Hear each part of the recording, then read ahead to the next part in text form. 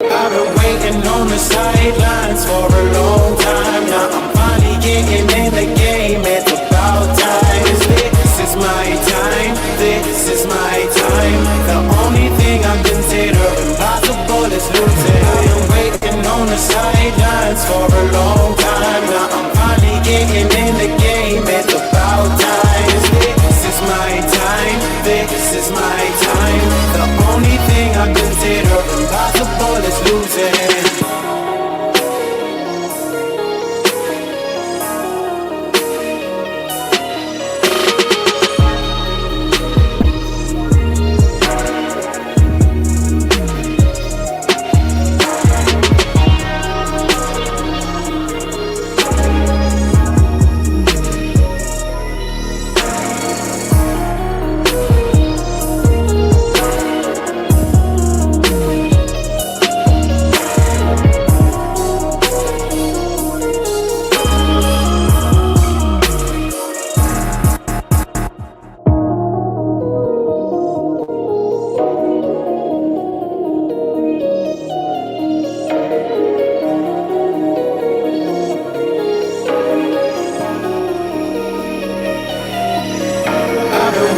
On the sidelines for a long time. Now I'm finally getting in the game. It's about time. This is my time. This is my time. The only thing I consider impossible is losing. I've been waiting on the sidelines for a long time. Now I'm finally getting in the game. It's about time. This is my time. This is my time. The only thing I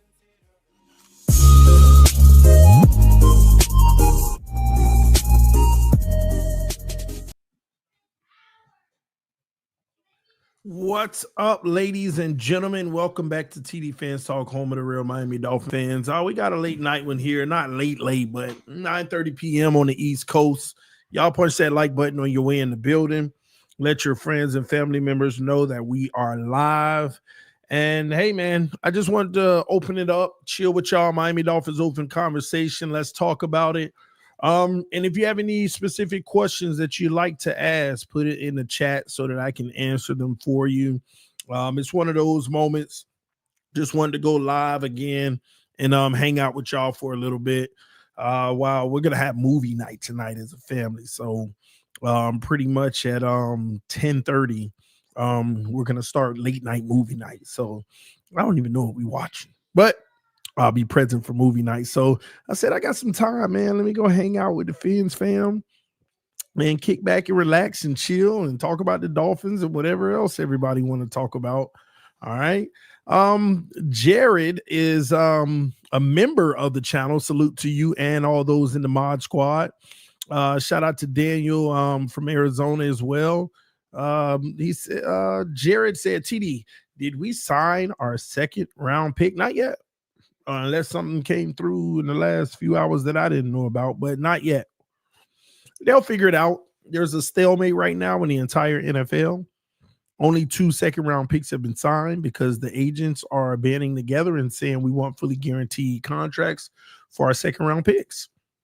And let me tell y'all something. I think that's fair. I think it's fair. When you really look at the contract of second-round picks, I just think it's fair. I mean, they make a few $1 million a year. And, you know, it's kind of, if it's fully guaranteed, that's a lot better. So, yeah, I think they need to stand up for it and don't fold and get these second round picks guaranteed contracts. And, you know, the NFL, they just need to build it in. They need to allow the first round pick to be guaranteed. They need to allow the second round to be guaranteed because it's a significant drop in pay. And then the third round, that's when third rounders should be at least 50% guaranteed. You were drafted, man. Make it incentive based to be drafted. You know, third round, 50% guaranteed. Fourth round, 25% guaranteed, maybe. And yeah, everybody else just for being drafted should at least be a little 10% guaranteed. Something like that, you know? You know, so if you got the league minimum or something like that, then hey, at least you get 10% if you don't make the team. because you were drafted. Just a little quick thought, in my opinion. What's your honest opinion on the defense, TD? Unknown. I think Weaver's going to have them playing well, so I can't imagine like this complete obliterated fall off. The quarterback room is concerning, obviously, but we should have enough to be serviceable, top 15, in which we're going to need to be. But we also got enough to be bottom 15. From an optimistic lens, hey man, Weaver. That's all I can say is Weaver. That's my optimism. Weaver. That's it. Not a specific player. Weaver. That's it. Because there's too much you can put pessimism on. I can sit there and be optimistic about the D-line, but why? Jalen Phillips, fresh off of a second back-to-back injury. I can't be optimistic about that. Bradley Chubb, fresh off a injury, getting older. Can't put optimism on that. I just can't. Chop Robinson, does he take that next step or does he hit us more slump? I don't know. I like it, though. I like where he started. Kenneth Grant, he's a rookie. I don't know.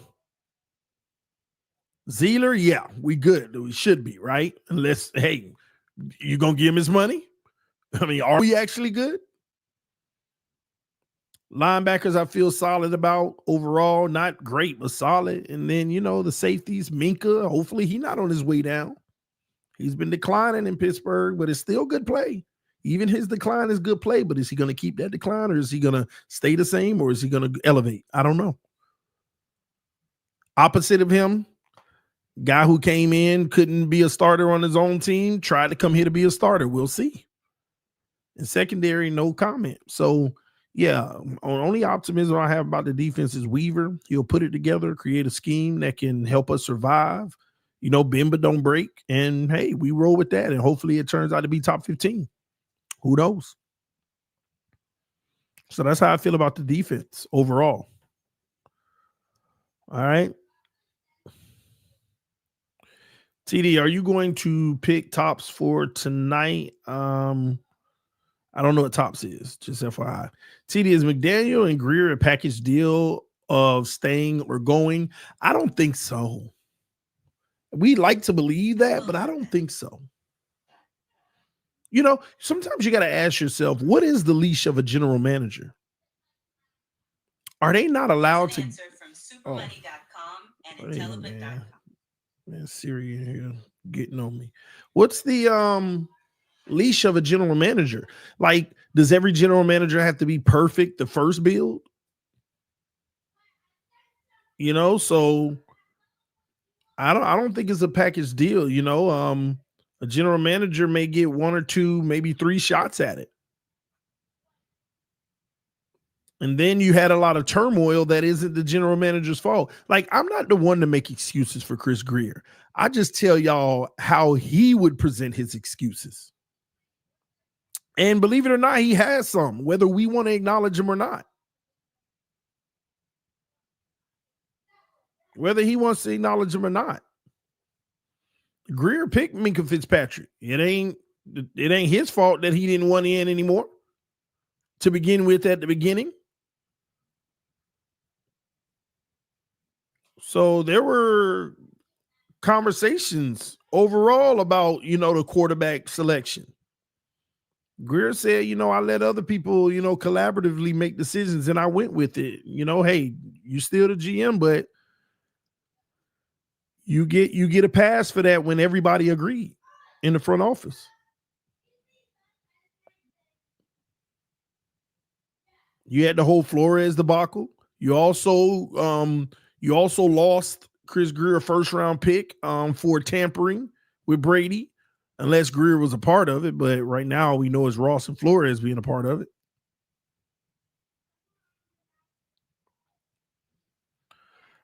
I'm not all sold on Greer, but I also know that general managers aren't like, oh, you felt this rebuild, we looking for another one. Sometimes, hey, man, let's try it again. You ain't gonna always get it right. So I don't think they're a package deal. McDaniel is replaceable. He has done nothing to prove his value. He came in with a gimmick scheme. We all love it and thought it was the world, and now the league done figured it out. And obviously now you keep on begging for players to live out your vision. Well, that ain't what a coach does. A coach develops players to live out their vision. See, that's the piece that nobody want to talk about, the lack of development in Miami. The lack of player development. Don't tell me A-Chain was developed whenever his first year fresh in the league he went off. Development is judged off of our first sight seeing you. How have you grown since? Y'all be giving coaches credit for developing players that was balling since day one. That's not development. Now, if they getting balling better and better and better, then yeah. But A-Chain ain't balling better than he was when he first started. It's a lot of players. Watch, if Chop Robinson has another solid year, they'd be like, well, they developed. No, they didn't develop. He came in doing what he was doing.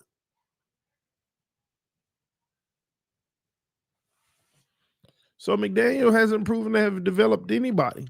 And you know what development is? It's not, even if you take a player that was bad and then they have a good season, that's not development. Development is taking a player from the bottom, bringing them up to whatever level you bring them up, long as it's up, and they sustain it.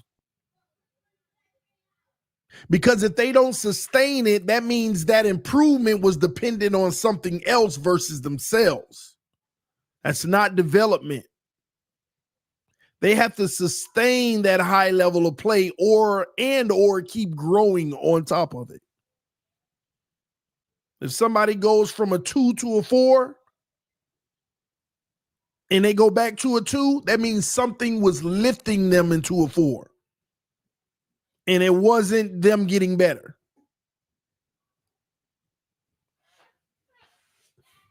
My opinion, at least. There's a lot of different theories on development. What are you looking forward to this season? To test it all. Same thing I look forward to every season. I have my opinion. Other people have theirs. We evaluate the team. Soon as that first kickoff comes, the test begins. The test begins. And I sit back and I weigh it. Week 1. What supported my opinion? What supported the latter? Have I moved my opinion closer to the opposite side of what I believed? Or do I go even further into what I believe based off of what I see? That's what I always look forward to. Testing what I believe about this team. Anything else is hope, whether good or bad. That's how I operate now. I used to just get to sit back, relax, and enjoy and have fun. But now it's like, man, let me see how much I know this team. Let me see if it's going to turn out exactly the way that I foresaw it to. Not because I'm using this, psych, not because I'm, seeing the crystal ball, but the evidence all around told me that this is a high probability. Let's see if that happens. That's all. Arasimi says, I think the top 3 viewers should get 10% of stream revenue, TD. Top 3 viewers should get 10% of stream revenue. How do I measure that? How do I know who the top 3 viewers are, first of all? And get 10% of stream revenue, you're going to get more than the tithes I pay? Oh, man. I got Miami 10-7. Hey, very possible. What are you already read there? What is there to be optimistic about with this team? That's the question I ask all the time. And I'm going to get in trouble for what I'm about to say. But you want to know what I'm optimistic about? Getting closer to our reality so that we can start this over in a fresh new way so I can at least give myself new hope. See, no matter what happens, when we rebuild, the one beautiful thing about rebuilding is a newfound hope. newfound hope. And I remember when we first started to rebuild, we traded Tunsil. I wasn't sweating it. I actually enjoyed it. Yes, okay, new hope, fresh slate. Let's see what we do. How we gonna build this puzzle? And we done kept growing and building, and I was excited year 1, year 2, year 3. Then year 4, when they fired Flores, I didn't have a problem. I mean, I thought it was the bad decision, but they did it, and I still was hopeful, like, okay, we still gonna be all right, though. Let's figure this out. They brought in McDaniel, wasn't mad. All right, okay, offensive mind, let's see what he can do. And in that first year, we saw improvement overall on the offense. I knew, though, it was a gimmick. And I also knew right then and there, oh my gosh, we about to waste another 2, 3, 4, maybe even 5 years. Because they just went out and they paid for it all. We were on the right track. Just keep drafting. Because this is what a lot of y'all don't realize. If we didn't trade for Tyreek, all those would have been draft picks. And don't let me go down the list of who those players were that were used in that draft. It's the Kansas City Chiefs' entire secondary.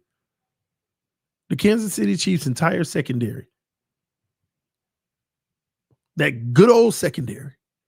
But anyway, who's to say we would have drafted them? But anyway, those would have been draft picks. And here's the important piece to know about those being draft picks, right? If you would have used the first and second round picks and brought in young talent, you would have been able to pay Robert Hunt, Christian Wilkins, and all of those guys that we lost that were valuable, Van Ginkel and everybody. You would have been able to pay them, and you would have had younger stars on the rise. But they abandoned ship because they knew this thing has to work now. We got to prove this whole Flores situation wrong. It's got to work now. Let's stop playing and let's go load up. Forget the patient building. Let's show that we can change the offense to show that the previous guy was the issue. I knew it right then and there, and we hadn't even played a game yet. I just knew it, man. They went and got Ramsey. They went and got Tyreek, Armstead, all this and that. I was like, some great players. But this ain't the way y'all say y'all wanted to do it. And I was hopeful. And we got better, but I realized that roster we had should have been in an AFC championship game, and we didn't even make the playoffs. And the next year, when our quarterback stayed healthy, they should be in an AFC championship game and bounced in the first round like usual. And then our last hoorah last year didn't even make the playoffs, regardless of the injuries. This team was bought and paid for with no meat on the bones. You paid for a nice skeleton with no meat on the bones. And now they getting rid of the bone structure. And they getting the new bone structure. And the problem with that new bone structure is they all babies. Baby bones. Ain't even developed. Ain't even brought up. And maybe they're going to start to rebuild from here. Maybe they're going to start building it up from here and taking it one step at a time. But I don't know. Shout out to the homie Glenn, said, TD, check your cash out. Let me see what the homie, I already know he sent the blessing. Let's see. Let me see here. Oh, big time blessing. 100 piece. But hey, who is this from? This don't say Glenn. Glenn said, TD, check your cash out. Is that you, Glenn? I don't want to say your government name if that's you. I don't know, because I know you work for the feds, Glenn. Area 52. Oh man, you're gonna have to let me know in the chat, Glenn. I don't know if I ain't gonna say the name just in case, but if it's somebody else that dropped $100 like that, man, I want to salute to him. Hey, let me know, Glenn. You the one told me check. All right, that's big time. Hey, listen, man, appreciate it. Hey, I'm solidified for my Miami trip for sure. I'm solidified. That'll probably do the rest. And I'm gonna try to get to Chicago or Detroit. So salute to you, man. Where you at in the chat, Glenn? I know you watching right now. Just say in the chat, yes, that's me, or no, that wasn't me. I need to know because it don't say Glenn. That is me. Oh, that must be your government, Glenn. Glenn Pallick out here with a different name. Out here with a different name, but I ain't gonna tell you government, man. We know you top secret. We know you classified. But salute to you as always, Glenn, man. Always dropping love and supporting me and Roundtable Sports in any and every way you can. We so appreciate it. We was actually talking about that backstage the other day, the people that really go over and beyond for what we're building and for individually. So thank you, Glenn. Salute to you, brother. Thank you to everybody. Like what you need to understand with me is Glenn just dropped some real love, $100, hard-earned money. I appreciate the person that dropped $1 just the same. Just want to make sure y'all know that. All right. All right. Just so you know, I appreciate it all the same. It all adds up and it goes to me doing bigger and better things. Because I spent years coming out of my pocket, going to training camps, going to this, going to that. And y'all have been helping me out to not have to do that as much, especially with 6 babies, 6 kids, 1 in college, 1 in high school, 1 in middle school, 2 in elementary, and 1 of them just drive me crazy in his house. But I love her dearly. All right. So salute, man. Appreciate you, Glenn. Love you, brother. All right. I'm gonna keep on answering y'all questions until I'm done. Let me see here. I want TD to be the GM, so when he goes live, I can give him recommendations. I'll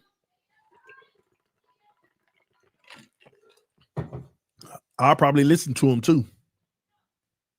I'll probably listen to him. At least consider him. I'll hear everybody out. You never know. Never know.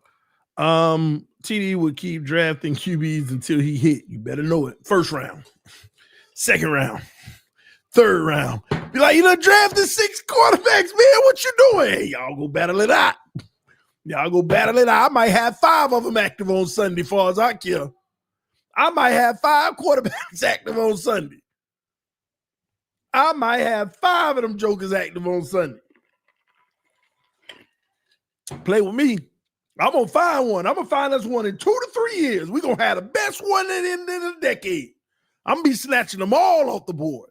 Nah, you know something? Even though this sounds crazy, like say I had $20 billion and Stephen Ross gave me the Dolphins, right? Trust me, I dream about it. Ooh, it's going to happen one day. I'm telling you. I'm telling y'all, man, your boy going to get that cash. I'm be like, Ross, man, the valuation is $12 million. I got 15 for you. Come on now. No. Man, Ross, man. You old, man. Give me that. Stop that mess, man. Well, all right. 17.5. Well, yeah, man. All right, 20, man. Gosh, no more. Just give me the team, man. I'm telling y'all. Listen, if I got the team, first of all, I'm coming right in the door. I'm coming straight in. They gonna be waiting on me. I'm coming in the building. All right. First order of business. Greer, my office now. The whole front office conference room. Let's go. Who made this decision? Who made that decision? I'm trying to figure out who did what so I know who really is to blame. I'm figuring it all out.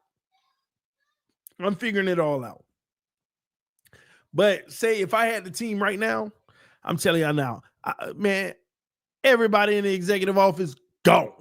The general manager, gone. Head coach, gone.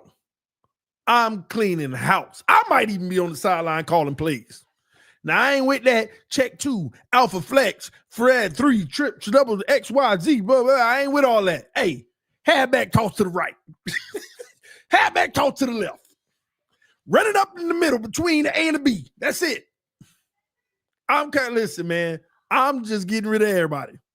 I don't care if it's me, the only one in there. But nah, you know what I would do? I get on the phone. I'd be like, all right, listen, I'm going to be the interim general manager until I find a general manager.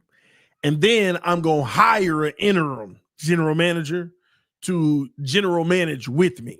I'm going to tell him what I want to do. He tells me all the ins and outs of what I need to consider and all. So I'll understand that job in and out. Then I'm calling Gruden or Tomlin if he's available next year. Gruden or Tomlin, I'm bringing one of them in. They're going to be the highest paid coach. I don't care. Gruden or Tomlin. If Tomlin fail and hey man, I might even trade for him. Gruden or Tomlin, bring them in the building. All right? Listen, I ain't trying to win this year, and I ain't trying to win next year. Let's get that straight now. My job and my goal is to get you the quarterback for the next 20 years so you can be the best coach of all time, Hall of Fame, however you want to look at it. So what does that mean for me? I'm getting rid of all the talent we got now, and I'm trading everybody I possibly can who worth something. My first round pick this year, I'm trading it for 2 first round picks for next year and the year after. My second round pick this year, I'm trading it for a late first rounder next year. So I'll have 3 first rounders next year and 2 first rounders the year after. Then next year, because this going to be the team with no talent. Listen, we're going to have that first overall pick. I don't care what you got to say. We're going to have that first overall pick. I'm going to pick number 1 overall. The best quarterback that's available, I'm picking them. And I got 2 more first round picks. I'm trading them mugs and flipping them for the future first rounders. I want to have 4 the year after that and 3 the year after that. This ain't Madden. It's going to be when I get in there. And we're going to spend 2 years of being in the dirt, having the first round pick 2 times in a row, but we're going to have a franchise quarterback. The first time we're going to get the first best quarterback. He going to go out there with nothing around him. And I want to see some flashes with nothing around you. Oh my gosh, he's so great, but look, no help. That's what I want to hear. Look at what he's able to do with these guys off the street. The team ain't having no success, but I'm seeing them flashes regardless. That tells me you the guy. And if you ain't, next year, for number 1 overall, give me another one. And then both of y'all gonna be competing. But we're gonna find that franchise quarterback within 3 years. And as soon as we do, I'm going to have a plethora of first-round picks. All right? And guess what? In a 2-year period, I'll have me like 6 first-round picks. And you know what I'm doing with them first-round picks? All right? The first one, give me a left tackle. The second one, give me a right tackle. The third one, give me a right guard. The fourth one, give me a left guard. The fifth one, give me a center. I'm going to have straight first-rounders up and down the O-line. That simple. I'm going to use my second round picks on wide receivers and running backs. Still ain't going to be great, but we're going to start competing. That's year 3. Year 4, I'm going to know what I got because I still got a 2-year window of cheap contracts because I bucketed everything in year 3 and 4. Now I just got to figure out if I want to pay my quarterback or not. And I got the most money in the league. I got the best O-line on the cheap rookie deals in the league. I got second-round running backs that should be good enough. And I got a whole bunch of receivers in the second round, which you'll probably find 1 or 2 really nice ones out of it. And then I'm going to spend my money if I feel like that quarterback is that guy. And what am I spending that money on? I'm spending it on corners and defensive ends and the defensive line. That's it. Corners and a defensive line and everything else will fill in. Everything else will fill in. But I got to have that franchise quarterback first. This league is different. It's different. You got to have that guy now. You got to have that guy now if you really want to do something special in this league. You got to have that guy. It's that simple. All right, let's move on, man. But I ain't got the money yet, y'all. Glenn just dropped 100 in the cash app, so I'm getting closer. I'm getting closer. hey, I'm getting closer. All right. But yeah, man, we'll see. We'll see. But hey, at least I did, like I told y'all, I emailed Elon Musk and I told him, man, we can call a stadium Starlink or Stadium. It can be I don't care what it is. Starlink Stadium, could be Tesla Field, whatever you want. Just buy me the team, Elon. He ain't respond. He gonna respond one day. All right. Let me see here. Any other questions? TD, I just haven't gotten over them passing over Shadur Sanders at 143. Man, it's crazy, ain't it? But hey, that's how they operate, man. Can we talk about the Shanahan style offense? McDaniel doesn't run that style at all. TD, Sharp, CMC, Kittle is a Shanahan offense. This is not that. I feel like he's running a variation of it with the motions. And well, we don't do it as much anymore, but we did when we were running the motions in the zone blocking and all of that. But I think the reason why it doesn't look exactly like that is because we threw out the part of the offense that exposes Tua's weakness. We only utilize the part of the offense that exposes his strengths. And really, that ain't much but hurrying up and getting the ball in the playmaker's hands so that they could go do the rest of the work. In an occasional, hey, let's take a shot or something. People don't realize that. Tua's just back there orchestrating quick, get it out, seam, cross the middle, dump it off with the tight end flaring out. And an occasional deep crosser, a deep post. Occasional. You know, so... But in Shanahan's offense, the way you have staggered receivers and you always have somebody up the seam clearing it out and guys coming across and you got to chase them. And, you know, a lot of those outside the number throws, but they coming all the way across the field. See, our crossers, we're throwing in the middle of the field. In that system, you throwing your crossers on the back end at the end, you know, towards the sideline to rip up or out of bounds. All of those fundamental things are a little bit different, at least from what I see. TD, are you going to any Miami Dolphins game this year? Buffalo, Miami, in Buffalo. We got the Roundtable Sports event.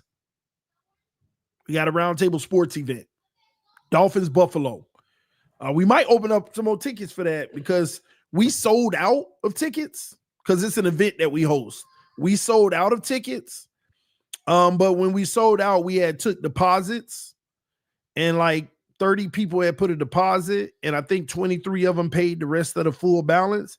And it's like 7 people that may have not have paid the full balance yet. So we might send them back their deposit and open it up for other people that are asking if they don't send it in by the 15th of the month. But I'm traveling to Buffalo, Dolphins versus Buffalo that week.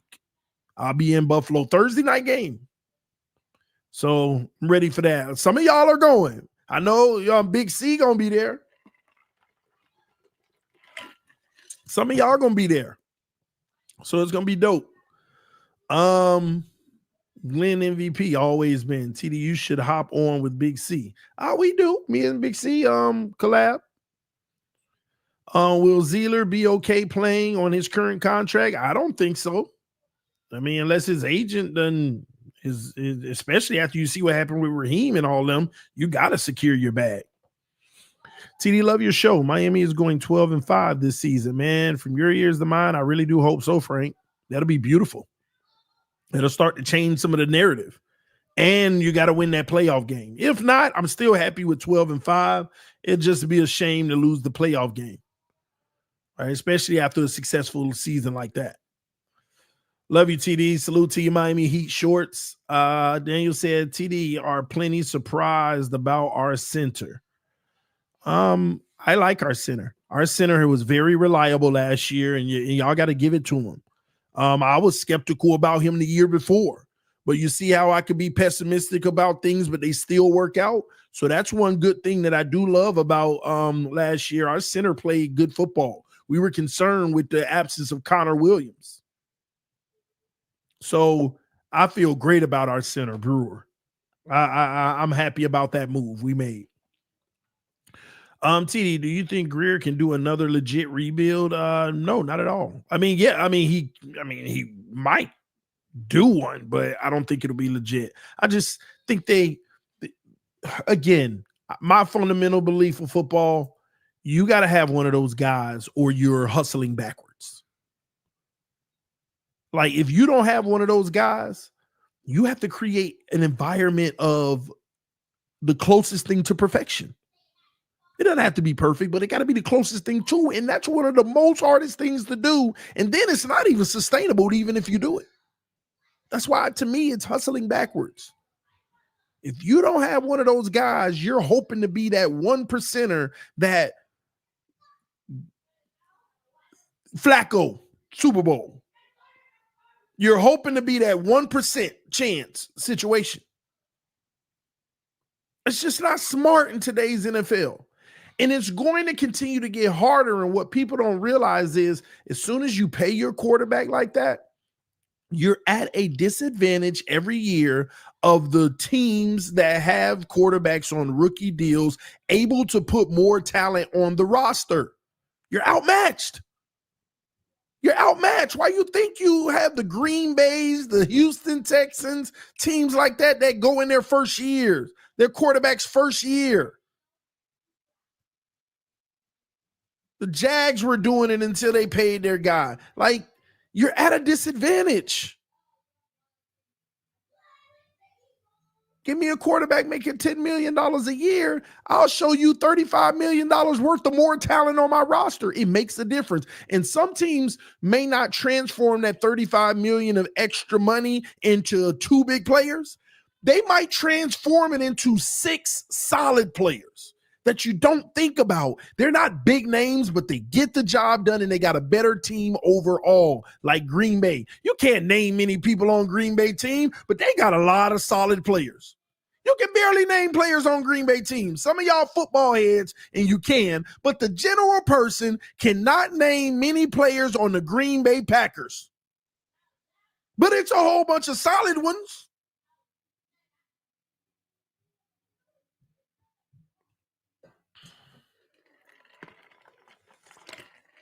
And now Jordan Love's money is going to start to kick in, and they hope that as they start losing talent, he can supplement it by getting better and better. I don't know if he will, but we'll see. But all I'm saying is, every year, you're going to be at a disadvantage of you're going to be at a disadvantage of about 5 to 6 teams that have a quarterback making peanuts, and they have a better roster than you. They have a better roster than you. Let me give you an example. 2024 playoff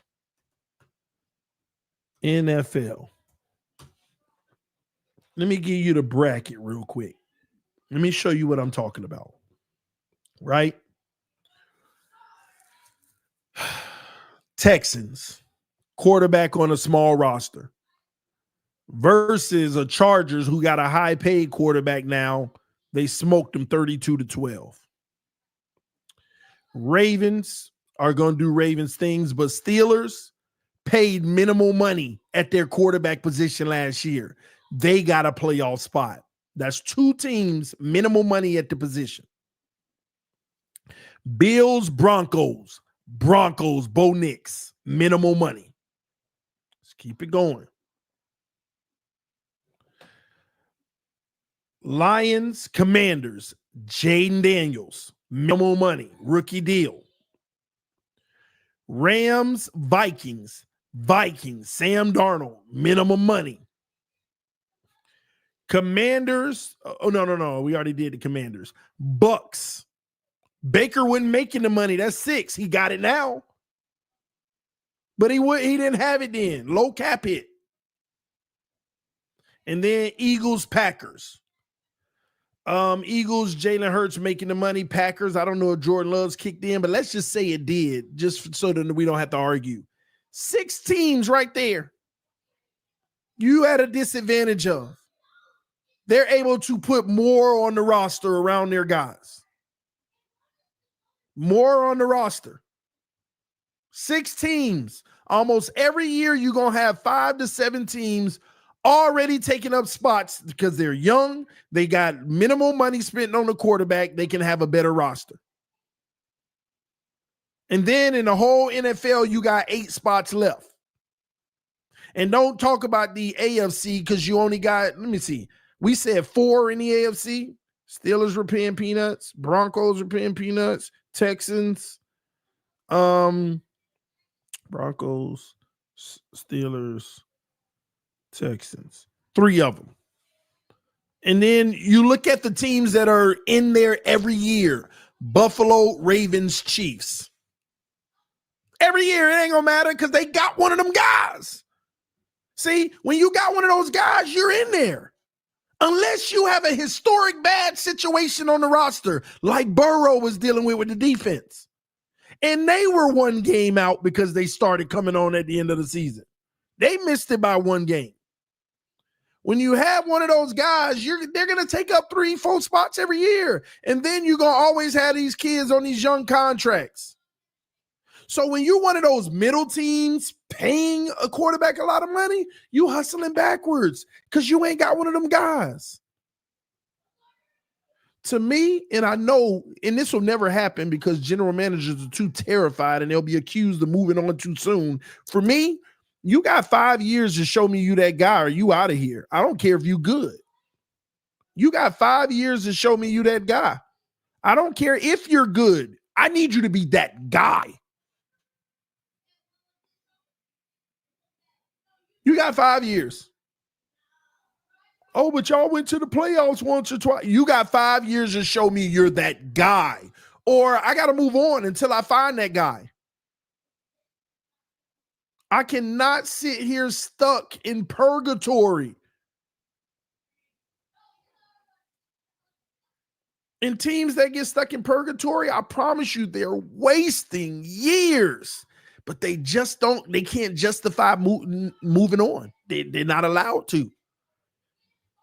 If Tua just keep on playing the way he playing, y'all, which is good and bad in sorry games and not showing up in the big game, they're just going to keep on moving forward and trying to figure the puzzle out around him because he ain't bad enough to say we got to move on. He ain't bad enough. So you just keep on playing Jenga. All right, so that didn't work. Okay, maybe it's not Tyreek we need with Waddle. Maybe it's a big receiver. Okay, let's go get the big receiver.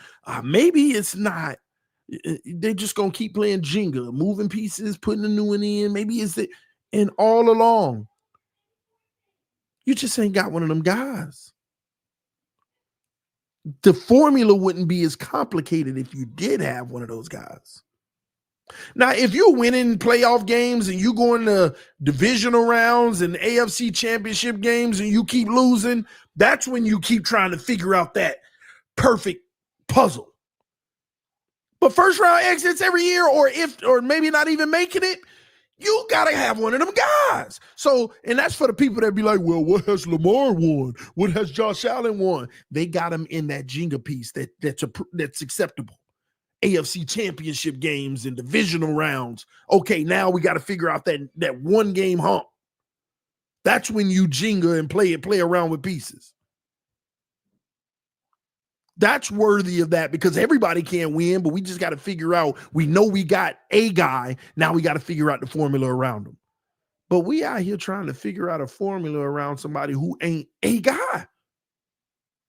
No, he's a guy. He's not the guy.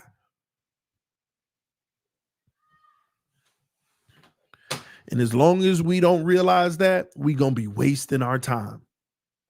Continuing to blame everything. Oh, it's the O-line, it's the this and that. It's always something.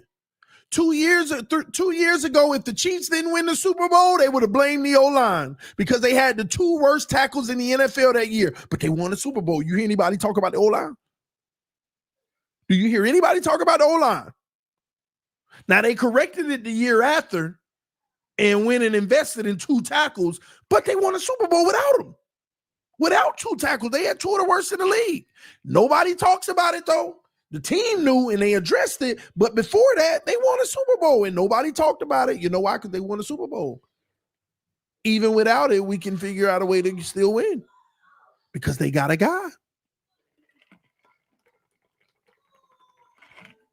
They have a guy.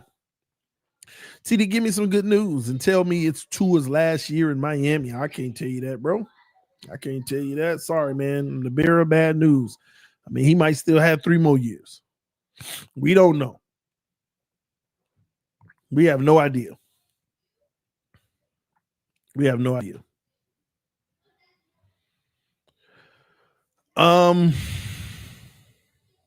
Tremaine said, y'all keep thinking it's the QB. Oh, I'm so glad you said that because I get to rip it apart. Jermaine said, y'all keep thinking it's the QB. We done blamed everything else. We have blamed everything else. We blamed everything else. Well, they haven't addressed the O-line. Like I said, Patrick Mahomes went to war and won a Super Bowl with 2 of the worst tackles in the NFL that year. And good for the organization for addressing it the very next season, but they still got the job done with 2 of the worst tackles in the league that year.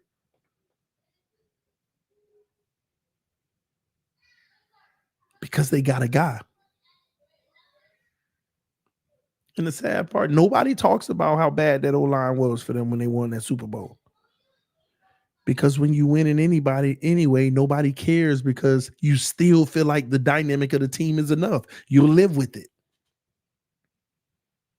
This is why y'all never recognize even some of the better O-lines in the league are not as good as you think. It's just they quarterback make them look that way because you never talk about it. Oh my gosh, Lamar Jackson always getting out of trouble. Why is he in trouble in the first place? Why he got to run in the first place? Oh my God, Hurts was putting up rushing yards. But give us the Eagles O-line. But why Hurts out there got to run for his life? You think he just hiking the ball and trying to? No, Hurts ain't out there just like they may have 1 or 2 a game run plays for him, but Hurts ain't out there 8 times a game intentionally wanting to run. But what he does when the O-line breaks down makes you not think about the O-line because them his biggest plays. That's Lamar's biggest plays. When Lamar is trapped by defenders coming everywhere, the O-line got beat, and he's shaking them. He going up, he going back. He get out of there, throw a bomb just like Josh Allen, and it's a touchdown. Nobody talk about the O-line. Nobody talks about the O-line because it was a touchdown. And oh my gosh, the heroics, look at what he did. But nobody seems to take a moment and say, oh my gosh, his O-line, because they don't care. We got a guy that make us not worry about that. We live with that. Oh, but I wish we had their O-line. You sure? Because all y'all gonna do is be like, they don't play like that for Lamar. Why they got to start playing bad now? Y'all don't get it. Almost every O-line struggle in the league. And when some of them show that they don't, it's because the defense ain't coming as hard because they like, oh, we can't let him get out. Just stay here and contain. I watched Lamar Jackson play on the field, and I watched some of the best pass rushers in the NFL. When they hike the ball, they jog and just like, I'm not finna over pursue because our game plan is to keep him in this pocket. Let me just stay in my lane. There's defensive lines that literally ain't even trying to rush him. They're just like, let me stay in my lane just in case he run. And y'all think, oh, well, he got a great O-line. No, he makes life easier for them because of the threat that he is. And y'all can't tell me y'all don't never see that on film. A pass rusher look like they ain't even trying. They just looking at the quarterback standing in front of the old lineman. You see it all the time against these mobile great quarterbacks.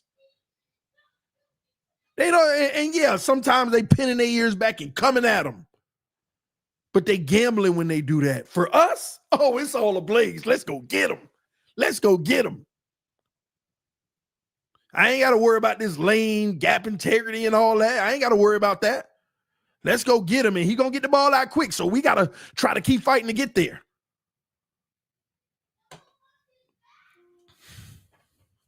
And no, I am not saying that their O-line is not better than ours. Yes, a lot of them have better O-lines than ours. But some of y'all want to ignore how your quarterback can contribute to how bad your O-line is. Do you know how many times I've already showed y'all on film? Tua, all you got to do right there. Just step up one step. Your guy just got beat. If you step up one step, he gets to reestablish. Why are you running outside? Now the pursuit's coming. Look at that big old pocket. Just step right up in it. And he don't. Oh, my God, but look at the guy getting beat. Step right up in the middle, and now he gets re-engaged. Y'all don't get it. Don't get it. You got to build a team around the QB's ability. The problem is if the QB's ability is limited, then you can only build the team limited. The more abilities they have, the more you could build it. I'm glad you said that. Lamar is an anomaly. Nobody is like him. Say it however you want to say it, but everything I just said, you know, is true. Everything I just said, you know, is true. Yeah, like you think I just be talking about Tua? I watch these guys. Man, let me look at their O-line. Is it that much better? Oh, he just got blown up. Oh, well, there go Lamar. You can't even catch him to the sideline. Oh, man, flip back a pass across his body in the middle of the field for 13 yards, first down. And nobody mentions the O-line. You could watch a Baltimore game, a big game, you know, against big competition, and Lamar running for his life the whole game. But his success rate on running for his life is like 70%. So you don't think about the O-line. But then when our guy running for his life, his success rate like 20%, and all we want to say is the O-line. That's the difference. You got to have one of them guys. You have to. But who knows? Maybe one day we'll create that perfect situation around them, or almost perfect, and we do something crazy special like Flacco did.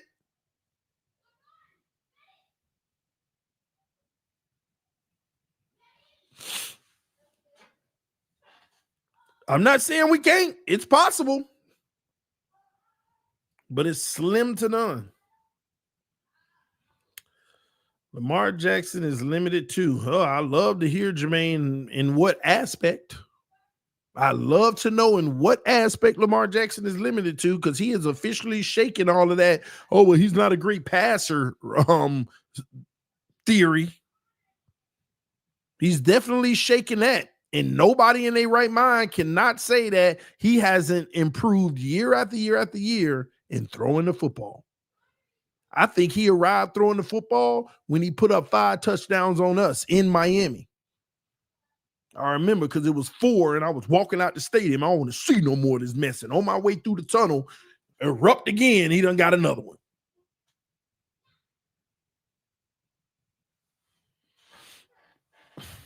I love to know in what aspect you think Lamar Jackson is limited.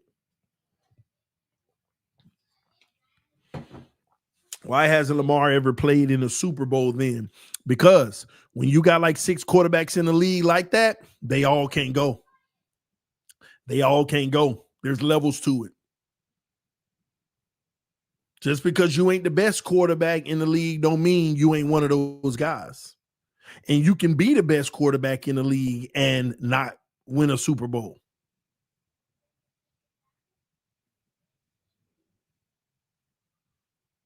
And what did I say a little bit ago? To show you I ain't being biased about it.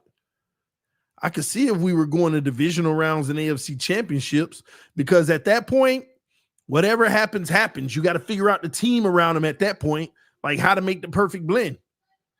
But if you one of them teams just getting to the playoffs and can't win a first round or not making the playoffs, you ain't got one of them guys. Because one of them guys are going to make it into the playoffs 3 out of 5 times, and they're going to at least win a game.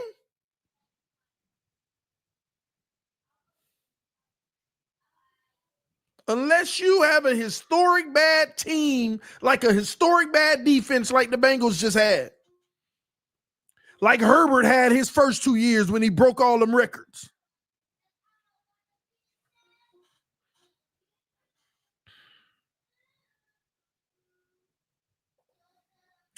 You said it yourself, bro. Tua peaked in 2022. It's over. He's had his perfect situation already. Malby.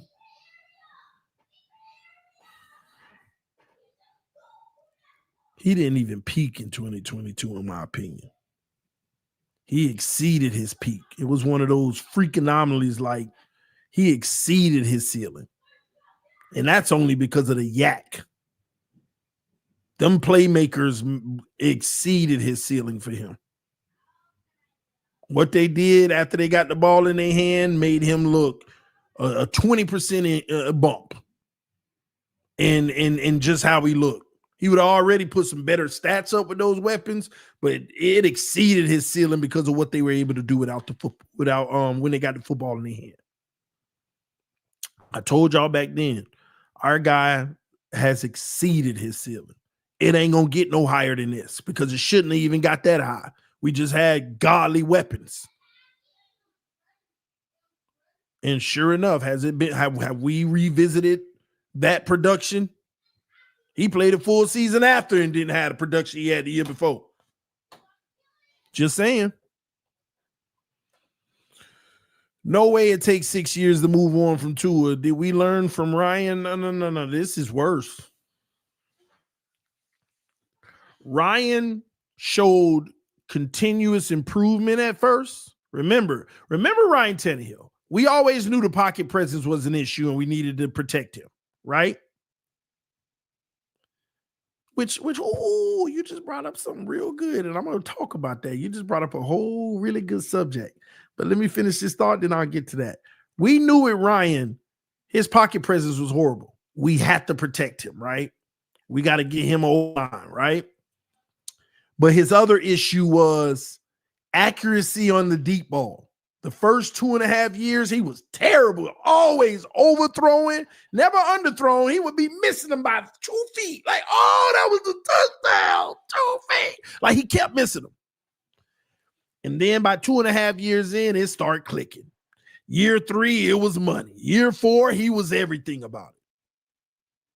Then all of a sudden, it's time to compete. We got the O-line. He done fixed the deep ball. He got hurt. See, he didn't get hurt until later. Like Tua getting hurt right away. But Tannehill didn't get hurt until he had gradually gotten to where we're like, okay, let's try to do something now. Then he got hurt. Inconsistent. Then he got healthy. And the day he got healthy or something in training camp, I forgot what it was, but it was the offseason. Oh, he re-hurt. Something. But you knew you had to get him an O-line because he had no pocket awareness. But Tua, they say he's excellent in the pocket. He got great pocket awareness.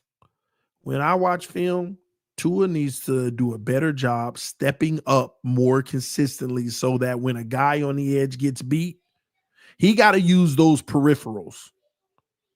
He got to be able to see what's going on around him so he knows, okay, I need to step up. I got to feel that.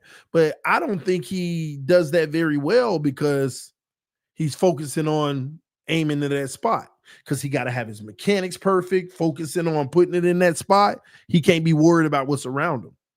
And then when he worry about what's around him, he good at stepping up, but then it's chaos.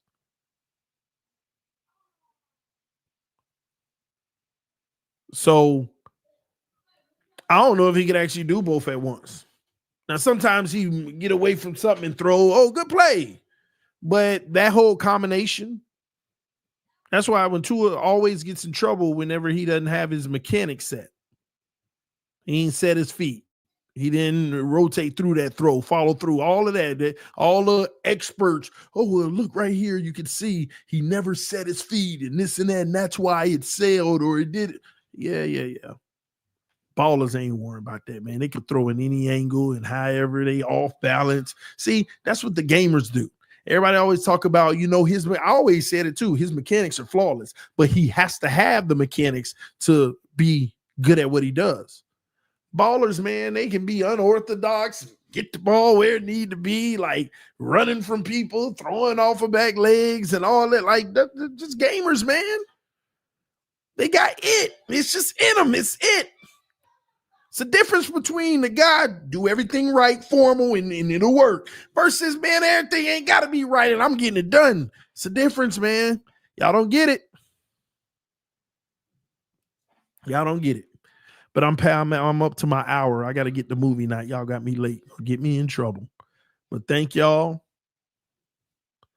Thank y'all. I love y'all. Appreciate y'all. Just wanted to hang out with y'all tonight and talk about all this. Answer y'all questions. Big says 72 fins cursed. That's the only way to break it is to go 0-17. You mean Camarillo didn't do us right? Was it Camarillo that 1-15 and he caught the slant for the touchdown to win? Was that Greg Camarillo? I don't even remember. So you mean to tell me we almost broke the curse, but he kept it alive? And we don't need to go 0-17 because back then it was shorter seasons.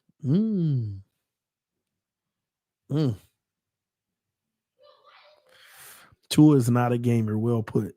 Yeah, man, Tua is a good quarterback, and there's no shame in that. But people don't like the reality that good ain't good enough. And it sucks because you're 1 yard short. You're 1 yard short. Especially if you're a fan, you hate it.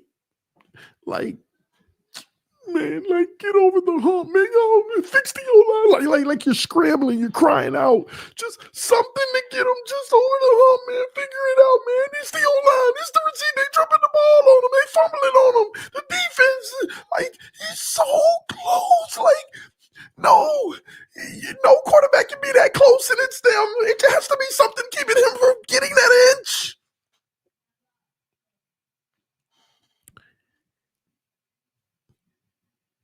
He just ain't enough. No matter how close he is to being enough, it just ain't. See, what y'all want to do is bring the measuring sticks out, and you see that gap and still point forward for the first down. That's what y'all want to do, but that ain't how this works. It's not how it works. And he good. I get it. It is frustrating, though. I want y'all to think about it. Those who don't care and like, well, he didn't know, well, whatever. But think about it. He good. But it's just that far away from being really good. Like, it's the worst thing. So you'll never give up on him. You'll never say he ain't enough. I believe. Like Omar Kelly, to this day, I still believe he got what it takes he has that it. He just ain't showed it yet. Man, if you got that it, you're it. You don't have to, it ain't a case. Like, nobody with the it factor after 5 years, you can say they just ain't showed it yet. No, it shows up right away. Even if you don't have success, you still see it. It is an aura that surrounds you in all you do. It's undisputed. You don't even question it. Everybody agrees that Lamar has it. Mahomes has it. Josh has it. There ain't no debating it. It's you see it in all you do. Does that mean you don't have a bad game? No, but even in your bad game, you show it, and then you're like, "What was that? Yo, you having a bad go at it? Oh, look what he just did." It still shows up. You just did more bad than it. It happens. Man, I'm out of here. I love y'all. Appreciate y'all. Fins up no matter what. Emphasis as always on no matter what. Salute to y'all. I'll see y'all tomorrow. Happy 4th of July. So I might not see you tomorrow. I might come on live. Just wish y'all a happy 4th. But y'all stay blessed. Thank you for all the support and love that y'all show me on a consistent basis. Salute to the Mod Squad. Salute to all the members. Salute to everybody who hit that like button. Salute to the people that watched. Salute to the people who donated to the channel. Salute to the people who wanted to donate to the channel but couldn't. Heartfelt. Salute to those who dropped love in the Cash App to help me do bigger and better things with the training camp travel. Everything that comes to me for training camp, I'm going to, in the Cash App, I'm going to put towards training camp to try to travel away. I already have enough to go to Miami for training camp. Guess I'm working on whatever game is first for preseason, whether it's Detroit or Chicago. I don't know which one's first. I got to check it out. But if I get enough of that, I can go ahead and book my flight and try to go attend those as well. But if not, then it's okay, man. We'll just sit back and wait on the reports and talk about them. But appreciate everybody always showing love. All right. TD is not welcome our training camp. I guess at training camp. Sorry, but I go to training camp every year at the 50-yard line at the top. I'm evaluating our team. I'm more than welcome. I'm at every practice typically in Miami. Okay, just so you know. And a lot of people show me love out there. Matter of fact, we be having a whole group of people sitting around and we be kicking it. We be having fun, man. So that's what's up. I mean, we talk ball and we talk about the team up there. So a lot of y'all that's going to training camp, come hang out with me on the 50-yard line at the top of the bleachers. That's where I'm always at, getting the full view of everything, 50-yard line down the middle. All right. So y'all come hang out at training camp. Take a day, man. Take one day, come out to camp and come hang out with me, man. I think the only one I may not go to is that one on the 6th or something like that. Because I'm going to be traveling down there for a week to go all in that first week. And then there's a 2-3 day break. And then it's one practice. Then they gone for a week. I'm not going to wait for 3 days just for that one practice. I'll probably come back home or something. I might stay, actually. I don't know. So we'll see. All right. Anyway, love y'all. I'll see y'all soon. Peace. I'm out.